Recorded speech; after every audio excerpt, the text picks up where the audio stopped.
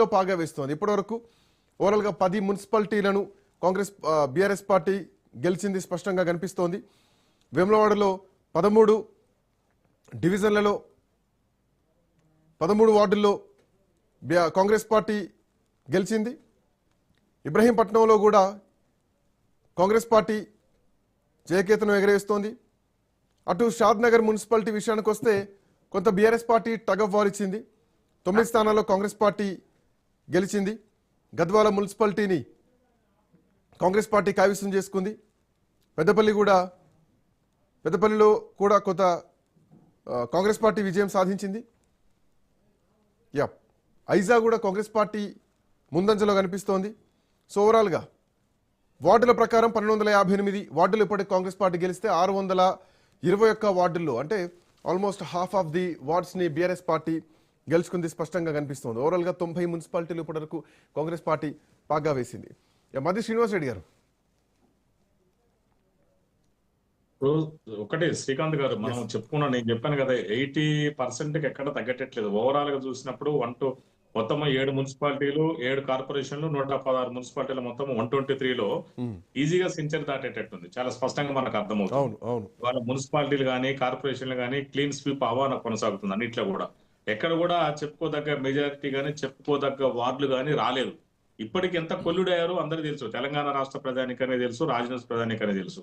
వాళ్ళు బీఆర్ఎస్ కానీ బీజేపీ కానీ మరి కొన్ని చోట్ల కొత్తగూడెం లాంటి ఏరియాలో సిపిఐ కానీ నాకు నువ్వు నీకు నేను నువ్వు నేను అన్నట్టుగా వాళ్ళు ఒకరికొకరు కోఆపరేషన్ చేసుకుని వాళ్ళ అభ్యర్థులను కూడా ఏవేందో కొన్ని ఏరియాల కొత్తగూడెంలో అయితే శ్రీకాంత్ గారు అభ్యర్థులు నిల్చోబెట్టిన తర్వాత కూడా బీఆర్ఎస్ వాళ్ళు సిపిఐ నిల్చోబెట్టిన తర్వాత కూడా వాళ్ళ తర్వాత ఒక అభ్యర్థులు వాళ్ళు కొంతమంది డ్రాప్ చేసుకున్నారు, వీళ్ళ కొంతమంది డ్రాప్ చేసుకుని వీళ్ళకి వాళ్ళు ఓట్లు వేసుకున్నారు. ఈ బీఆర్ఎస్ కావచ్చు, సిపిఐ కావచ్చు, అదేవిధంగా మరి బీజేపీ కావచ్చు, అంత ప్లాన్ గా చేశారు. ఇంత కుట్రల కుతంత్రాలకు తెరదీసినా కూడా ఇవాళ కాంగ్రెస్ పార్టీ దాదాపుగా 123 స్థానాలలో ఇవాళ సెంచరీకి దగ్గరకు వచ్చింది ఇప్పటి వరకు అందిన రిజల్ట్ ప్రకారం. మరి భవిష్యత్తులో కూడా మాకు కోఆప్షన్ ఎక్స్ ఆఫీషియో మెంబర్స్ కూడా ఉంటారు. మరి ఇవన్నీ కూడా చూసుకుంటే 110 ఈజీగా వచ్చినట్టు కనపడుతుంది ఇప్పటి వరకు చూస్తుంటే చాలా స్పష్టంగా. శ్రీకాంత్ గారు అంతే కదా, అనుకున్న దానికి దాటేసుకుని పోయింది. ఎందుకంటే ఇప్పుడు ఎక్స్ ఆఫీషియో మెంబర్ల ఓట్లు కూడా ఉంటాయండి. మరి అప్పుడు ఇద్దరికి ఎక్కువ వచ్చినప్పుడు తక్కువ, కాంగ్రెస్ పార్టీకి ఎక్కడ తక్కువ వచ్చినా కూడా అదే విధంగా సమానంగా వచ్చినా కూడా ఎక్స్ ఆఫీషియో సభ్యులు ఎవరైతే ఉన్నారో ఎమ్మెల్యేలు కావచ్చు, ఎంపీలు కావచ్చు, అదేవిధంగా ఎంపీ రాజ్యసభ సభ్యులు కానీ ఎమ్మెల్సీలు అందరూ కూడా ఓటేస్తారు. ఒక్క నిమిషం శ్రీనివాస్ రెడ్డి గారు 1 సెకండ్ ఒక్కసారి భద్రాద్రి కొత్తగూడెం నుంచి మా కరెస్పాండెంట్ నవీన్ అందుబాటులో ఉన్నారు. నవీన్, కొత్తగూడెం కొంత ట్విస్ట్ వచ్చినట్టు కనిపిస్తోంది, సిపిఐ మున్సిపాలిటీని గెలిచినట్టు కనిపిస్తోంది. సో లేటెస్ట్ అప్డేట్స్ ఏంటి?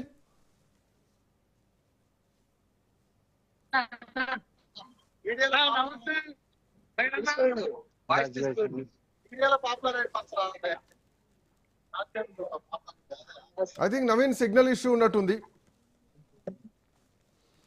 శ్రీకాంత్ గారు కొల్లుడు శ్రీకాంత్ గారు కొత్తగూడెం నేను చాలా స్పష్టంగా, మాది ఖమ్మం జిల్లా, ఉమ్మడి జిల్లా, నేను ఖమ్మం మాది. ఎందుకంటే చాలా స్పష్టంగా చెప్తున్నాను, నేను ఏదో మన రిపోర్ట్ తీసుకొని చెప్పడం కదా. ఎందుకంటే అక్కడ సిపిఐ గానీ అదేవిధంగా బీజేపీ గానీ బీఆర్ఎస్ గానీ ముగ్గురు కొల్లుడు అయిపోయారు. ఎవరు కూడా ఎంత పకడ్బందీ ఎవరిదో వాళ్ళ అభ్యర్థులు నిల్చోబెట్టిన తర్వాత కూడా కొల్లుడు అయ్యారు.